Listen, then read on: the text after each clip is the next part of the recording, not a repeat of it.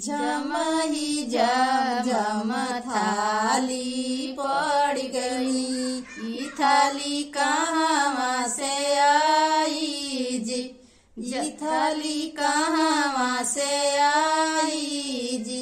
झमही झम झम थाली पड़ गईली, ई थाली कहाँ से आई जी, ई थाली कहाँ से आई जी। समधी का बहिना ठठेर घरे गईली हो, समधी का बहिना ठठेरे घरे गईली हो, ई थाली उहाँ से आई जी, ई थाली उहाँ से आई जी, ई थाली उहाँ से आई जी। झमही झम झम लोटा पड़ गईला, झमही झम झम लोटा पड़ गईला, ई लोटा कहाँ से आई जी, ई लोटा कहाँ से आई जी। बसुरु का बहिना ठठेरे घरे गईली हो, बसुरु का बहिना ठठेरे घरे गईली हो, ई लोटा उहाँ से आई जी, ई लोटा उहाँ से आई जी।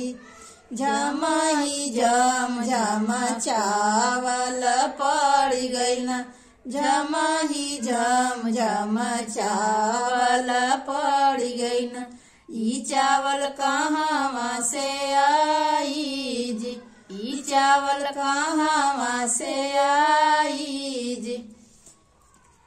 दुल्हा का बहिना हो बनिया घरे गईली हो, दुल्हा का बहिना हो बनिया घरे गईली हो, ई चावल उहाँ से आई जी, ई चावल उहाँ से आई जी, ई चावल उहाँ से आई जी।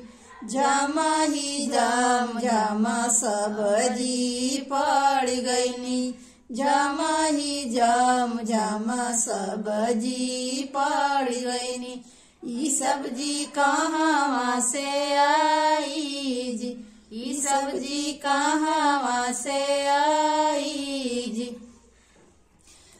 देवरू का बहिना हो कोइरी घरे गईली हो, देवरू का बहिना हो कोइरी घरे गईली हो, ई सब्जी उहाँ से आई जी, ई सब्जी उहाँ से आई जी, ई सब्जी उहाँ से आई जी।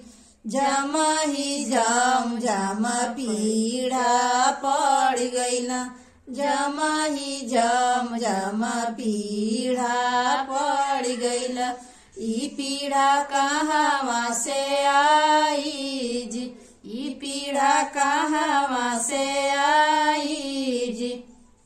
बरती हवा बहिना लोहार घरे गईली हो, देखना हरुण का बहिना लोहार घरे गईली हो, ई पीढ़ा उहाँ से आई जी, ई पीढ़ा उहाँ से